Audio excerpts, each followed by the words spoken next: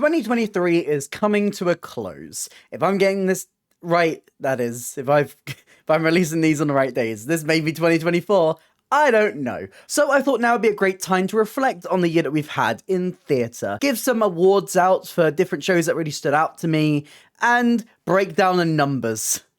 I'm not a math girly, but I'm going to try today. But if you haven't seen my face before, hi, I'm Ellie. I talk about theatre. I am the most chaotic theatre person on the internet. I do reviews, I do discussions, I do video essays, and if any of that sounds interesting to you, please consider hitting like and subscribe. It really helps me out, it helps out the channel. But let's dive in to 2023. So, this year I saw a grand total of... Put in a drum roll. Put in a drum roll here. The timing of that's probably going to be wrong. 80 shows. I saw 80 shows this year. 80 shows. Out of those 80 shows, 73 of them were unique productions. That means that only 7 times I saw the same show again in that year. Now, 67. So those were shows that I have never seen before, and 13 of those were repeat viewings, including the 7 that I saw twice in the same year. Out of the 80 shows that I saw, 52 of them were musicals. I guess we know what I like the most. 17 of these were plays, and 11 of them were concerts, reviews, or entertainment shows. There is also one more show that I don't include into the round 80 number, and that is my attendance to the Mamma Mia grand finale. Yes, I was there. That was pretty cool. Thanks, Sean, for giving me the +1 for that one. Talking about location, yeah, I stayed very London-based. I saw one show in Colchester, one show in Birmingham, and one show in Newbury. So that means only 3 shows out of the 80 weren't in London. I don't even live in London.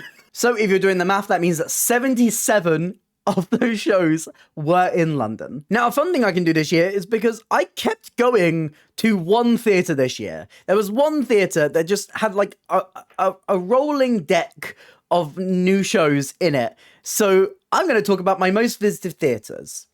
There is a joint second and third, and that is the Arts Theatre, where I saw Choir of Man a couple of times, and I also saw Ostentatious, and the Southwark Playhouse Elephant, the newly opened Southwark Playhouse that opened, I'm pretty sure it opened this year. Yeah, it did. Yeah, pretty sure. I'm not delusional with that one. Yes. Which... Again, I saw 4 different shows in it, but the theatre I visited the most was the Lyric Theatre on Shaftesbury Avenue, which I went to 9 times this year. And what's even funnier is that I never saw the same show there twice. I went from 222, then to Aspects of Love, then to Death Note, then to like all the concerts like Super You and Babies and all of those in that theatre, and Cake and what was the Boy Out the City and Bloody L, and then ending it with Peter Pan Goes Wrong. I was at the Lyric so many times. I felt like, especially in like October and November, it was my second home. If you want to break down the data monthly, I'll put it next to me here. Hold on. Here it is. So I saw 4 shows in January, 10 in February, 7 in March, 5 in April, 6 in May, 9 in June, 5 in July, 7 in August, 11 in September, 3 in October, November I saw 7, and December I saw 6, plus the Mamma Mia live finale. That doesn't count into the numbers. So I guess that doesn't really count that much. So that means, yes, September was the month where I saw the most, directly followed by the month where I saw the least, October. You can see where I ran out of money. So that's the numbers. Now I'm going to break down it show by show a little bit and talk about some of these, I'm going to call them awards categories. I guess that kind of what fits, but I've picked some categories and I've chosen a winner and an honorable mention for each title. And I'm going to crown these shows with that title. Does that make sense? I hope it does. I actually had a draw for most seen show this year, and that was Operation Mincemeat and Choir of Man with 3 times each. Operation Mincemeat opened in May and I just immediately fell in love with it. It's so fun. And we're going to talk about Operation Mincemeat a little bit later. It's obviously won some awards, so, you know, we can save that one for later. But Choir of Man is just one that I can always find myself back at. Whenever, you know, they have like a press night or a gala, I'm always there. I love Choir of Man. I love how each cast makes it feel so fresh as well, and how every new member of that cast, you know, just revitalizes it. It's a really, really fun watch, and sometimes you need to watch a show like Choir of Man. Evidently, I did, seeing as it was joint for my most viewed. And it's probably my most viewed because Come From Away closed in January, so I could only do one trip to Come From Away. Oh, that's sad. Next up, the funniest comedy. My honorable mention is actually going to go to one of the final shows of the year, Sleeping Beauty. This absolutely chaotic drag panto was just up my alley completely. It was just everything I needed it to be. It was fun. It was goofy. It was just the silliest time where just everything was going wrong, but when you have a cast of the funniest, most talented drag queens in the country, you are going to be in for a delight. And that's what Sleeping Beauty was for me. But the winner has to be Peter Pan Goes Wrong.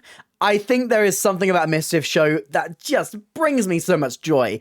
And I feel like Peter Pan Goes Wrong just gets the formula perfectly. It has the slapstick you want. It has that drive behind it. It has all of the chaos. It's very clear that my sense of comedy is chaos.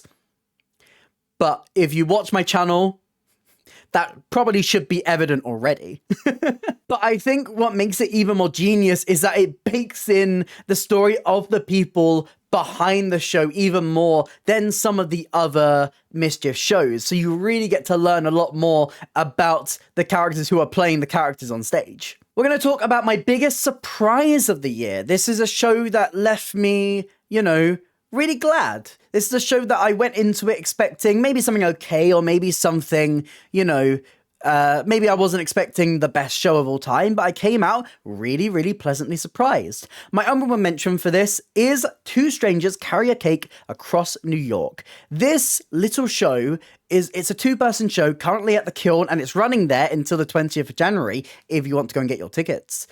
It's just one of the most charming shows I've seen ever. And honestly, the two biggest surprise shows link because they're both just charming shows. I think it just taps into that, like, humanity. I think it's so sweet. I think its music is fantastic, and I can't wait for a cast album. I've got New York in my head. It's stuck in there, and it's never going to leave. But Sam Tutty and Joanna Gift just are electric on that stage. Their chemistry is unmatchable. But I think my winner for this, and more so because I thought this musical was going to be pretty bad, is the Great British Bake Off musical. I think for a musical about Bake Off that was so scoffed about, that was so like, why are we getting a Bake Off musical? For me to go in and be like, this is really, really good, means it has to be top of this list. As I said with Two Strangers, it just has that charm. And I think that's why you love Bake Off. You know, you love to learn about these people. You love to learn about their stories and who they are. They're just normal, everyday people, but you get to see, pun intended, a slice of their life. And the Bake Off musical just captures that. It captures that joy and that charm and just the warm, fuzzy feeling that you get when you watch Bake Off. Now, the biggest impact award. This may not be like the best show, but it's a show that really touched me and really spoke to me in a very important way. My honorable mention for this is Happy Meal. This is a small fringe show written by trans writer Tabby Lamb. And I feel like this show just completely spoke to me as a trans person. Watching two trans people discover themselves online and talking to each other, they're like kind of meet cute. It's just this really lovely story, this love story between two trans people discovering themselves and becoming more comfortable with themselves as the years go on. All put to the backdrop of like 90s chat rooms and stuff like that. It was just an absolute joy and so affirming. It's so lovely to see something that just captures trans joy. And this does it so well. This does it so well. It's one of those plays I just wish would come back and wish would get another life. But my winner for biggest impact is one that grew on me quite a bit. And especially in my second viewing very recently, I just kind of fell in love with even more. And that is The Little Big Things. This musical is playing at the at Soho Place until March. And what the saddest thing is that this show can't really transfer anywhere. This show can't really go anywhere else because it really has to rely on the only accessible theatre in the West End, which is at Soho Place. This musical surrounds a true story of Henry Fraser, a man who found himself disabled at age 17, and it explores how he adjusted to his new life, and it really gets that representation front and forward. It tells this disabled story from a disabled perspective. It's so glorious. It's so touching. It really works on that stage in the round. You feel so close and connected to these people and Henry Fraser's family, who you grow to really love. It's a wonderful little musical that you really need to give a chance to. My most underrated show this year, obviously, it's what it says on the tin. This show, I don't feel like it got enough love, and so I am changing that. I am giving it the love that it deserves. My honorable mention for this is Sylvia, which was at the Old Vic this year. It was a show that kind of came and went a little bit, and I really hope that it gets another chance, because I feel like with a bit more time and a slightly longer run, this show could be big. It has massive Hamilton vibes. It's retelling the story of the Pankhurst family and the suffragette movement, and it does it through two very conflicting members of the Pankhurst family. It's just phenomenal. It's an amazing show. It's so slick. It's so great. I need this music. The only song that is available, to my knowledge, is March, Women March. And even that song just brings me straight back to sitting in that theatre in March and wanting more. I want more from this show. Please give me more. But my winner has to be The Curious Case of Benjamin Button. This absolutely heart-wrenching musical that was at the Southwark Playhouse Elephant. And just give it another life. If you sat me down and said, okay, you can take one show from this year that is already closed and you can put it into a West End theatre, maybe it'd be Come For Way, but that's had its chance. I want to give it to Benjamin Button. This new version of the classic story of the man who ages backwards is just incredible. It's this tragedy, this love story that you know is doomed to fail. You know that it's not going to work, but every single fiber of your being is just begging that it ends with them together and happy. But life isn't always like that, and Benjamin Button isn't like that. It was just phenomenal. It's a beautiful musical with some amazing folk music that just bring it back, please. It gives me massive Amelie vibes with the staging and everything about it. And I feel like that's probably why I love it so much. It's just so amazing. It's so incredible. Bring it back now. And now we're going to get into the big categories. These are the ones where we're talking about the best of the best. These are the best shows of the year. Let's start with our return show of the year. I'm going to talk about shows that I saw multiple times this year, shows that I've seen in previous years, and, this is what I think this is my favorite. My honorable mention goes to Ride the Musical. This amazing little show, this two-person musical about Annie Londonderry, just really dives into her life, her journey, the people she meets along the way. It's got this amazing score, which finally got a cast album, so you can go and listen to Ride. And I think it was also filmed.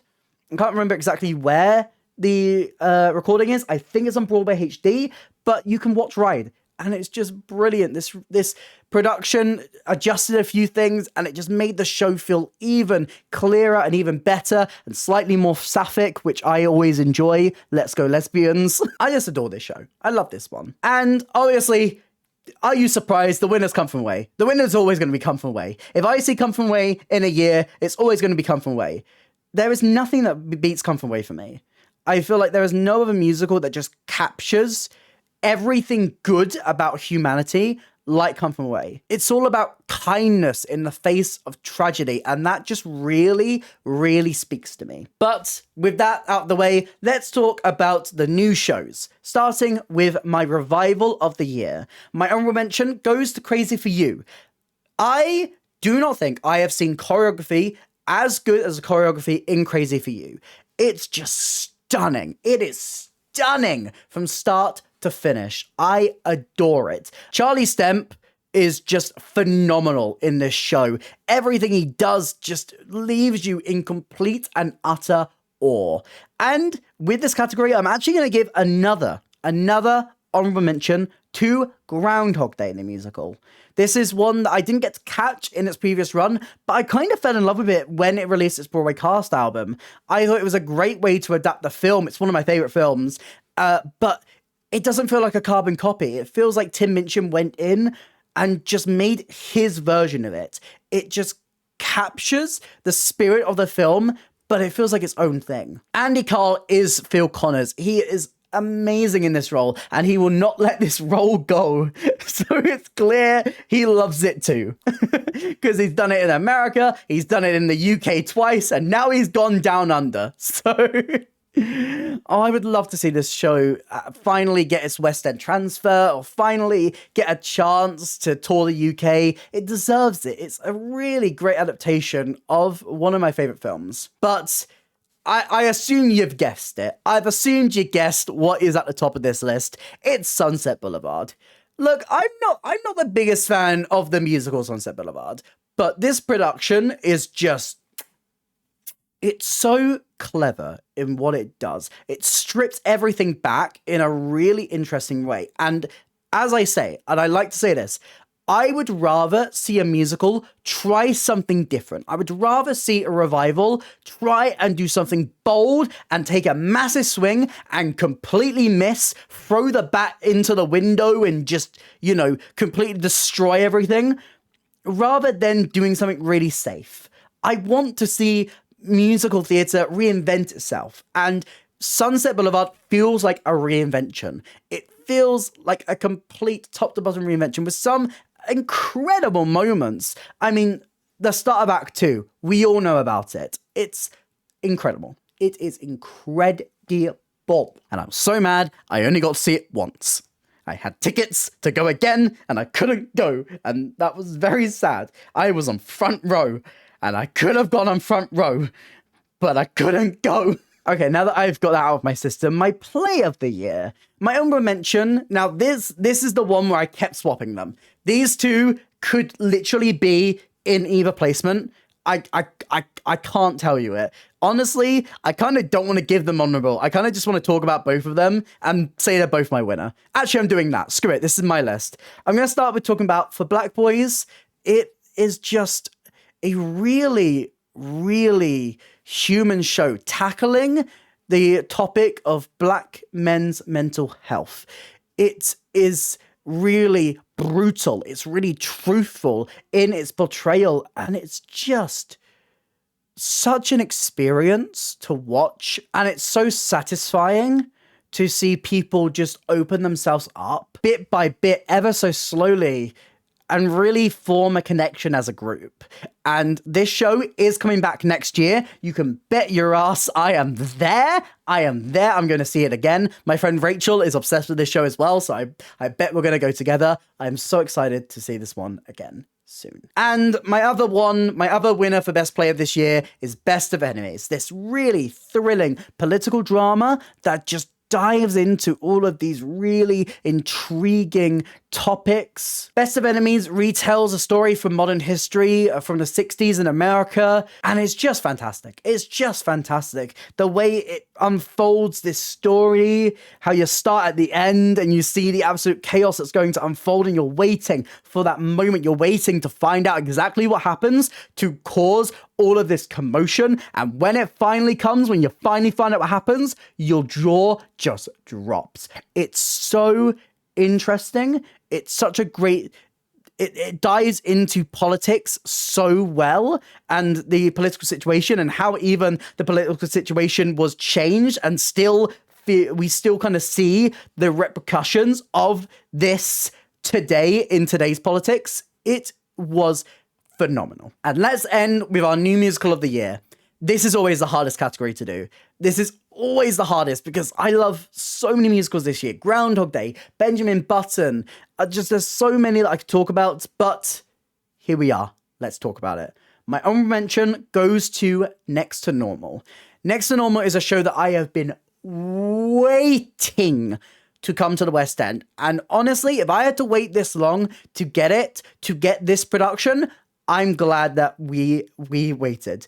Getting a production at the Donmar, being in this fairly intimate theatre just really bolstered this material up. It made you feel every single emotion, every single ripping apart of your heart, even more than ever. It is one of the most it's not heartbreaking. It takes your heart, it holds it in front of you, and then it takes a hammer, and you're like, no, Next to Normal, don't do this to me. I can see what you're doing, and it holds it up, and it's like, yeah, I'm gonna do it, and then just beats it, just destroys it in front of you, then hands it back to you and says, there you go. Just from that absolutely perfect cast to that story. I cannot wait to see this show again next year. I'm kind of worried about the theatre it's in because the Wyndhams, I don't know, I wanted an even smaller intimate theatre, but I guess I'll take what I can get because I want this show back. And the winner of Best New Musical this year, did you think it was going to be anything else? It's Operation Mincemeat. Operation Mincemeat is hilarious. It is brilliant from start to finish. The music is amazing. It's so fun. It's that vibe that those casts just bring to it. Its comedy is unmatched. It is just a joy to watch and really, really explores this topic and this story impeccably. And so that is my year in review. Now, if you want to see my top 20 shows of this year, because I can see how long this video is as I'm recording, I'm going to split this up into another video. So if you want to see the exact breakdown of my top 20 shows of the year, some that I've spoken about today, some that I haven't. There's even some in the top 10 that I haven't spoken about yet, some absolutely incredible shows. So you've got to make sure you hit subscribe so that you see that video when it comes out, probably tomorrow. I don't know. I might be tired. If you did enjoy this video, please consider like and subscribe. It really helps me out, helps out the channel. Here's some links to my videos on screen right now and a link to my Instagram if you want to drop me a follow over there. But that's it for me today, and I hope to see you next time. Bye.